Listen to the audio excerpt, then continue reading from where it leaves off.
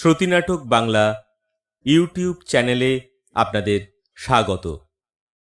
আপনারা শুনছেন পার্থর সঙ্গে নতুন করে শ্রীমকথিত শ্রী শ্রী রামকৃষ্ণ কথামৃত।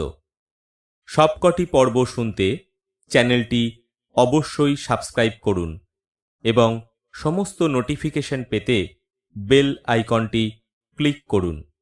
ভালো লাগলে চ্যানেলটি লাইক, কমেন্ট ও শেয়ার করে সবাইকে শোনার সুযোগ করে দিন। শুরু করছি পার্থর সঙ্গে নতুন করে শ্রীমকথিত শ্রী শ্রী রামকৃষ্ণ কথামৃত, পর্ব ৩।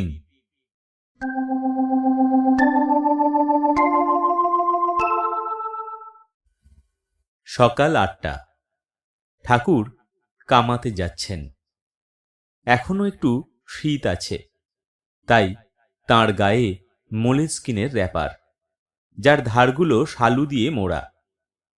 দক্ষিণ পূর্ব বারান্দায় মাস্টারের সঙ্গে দেখা। এটাই দ্বিতীয় দর্শন। মাস্টারকে দেখেই ঠাকুর বললেন, তুমি এসেছো? আচ্ছা, এখানে বসো। নাপিত উপস্থিত। এই দক্ষিণ পূর্ব বারান্দাতেই ঠাকুর কামাচ্ছেন আর মাঝে মাঝে মাস্টারের সঙ্গে কথা বলছেন। মাস্টার লক্ষ্য করলেন ঠাকুরের গায়ে র্যাপার, পায়ে চটি জুতো, এক মুখ হাসি। কথা বলবার সময় খালি একটু তোতলা। ঠাকুর বিভিন্ন কথা বলে চললেন, মাস্টারও উত্তর দিয়ে চললেন। হ্যাঁ গা, তোমার বাড়ি কোথায়? গে কলকাতায়।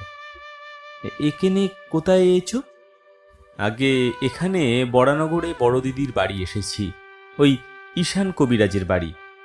ও, ঈশানের বাড়ি। হ্যাঁ গা, কেশব কেমন আছে? বড় অসুখ হয়েছিল।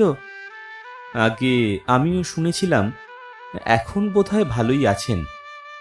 আমি আবার কেশবের জন্য ডাব চিনি মেনেছিলুম।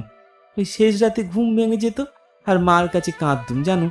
বলতুম, মা মা কেশবের অসুখ ভালো করে দাও। কেশব না থাকলে আমি কলকাতায় গেলে কার সঙ্গে কথা কব? তাই ডাব চিনি মেনেছিলুম। হ্যাঁ গা, ওই উক সাহেব না কি একজন এসেছে, সে নাকি খুব লেকচার দিচ্ছে। আমাকে কেশব জাহাজে তুলে নিয়ে গিয়েছিল। উক সাহেবও ছিল। আগে এই রকমই তো শুনেছিলুম, কিন্তু আমি তাঁর লেকচার শুনিনি, আর আমি তাঁর বিষয়ে বিশেষ কিছু জানিও না। প্রতাপের ভাই এছিল, এখানে কদিন ছিল।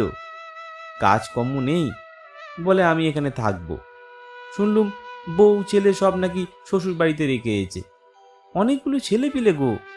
আমিও বকলুম, দেখো দিকি, ছেলে পিলে হয়েছে, তাদের কি আবার ওই ও পাড়ার লোকে এসে খাওয়াবে দাওয়াবে, মানুষ করবে? লজ্জা করে না? বউ ছেলেদের আর একজন খাওয়াবে, আর তাদের শ্বশুর বাড়ি ফেলে রেখেছ। খুব বকলুম, আর কাজকর্ম খুঁজে নিতে বললুম, তবে এখান থেকে যেতে চায়। এইভাবে গল্পের ছলে ঠাকুর গৃহস্থ ও পিতার কর্তব্য খুব সহজে বুঝিয়ে দিলেন।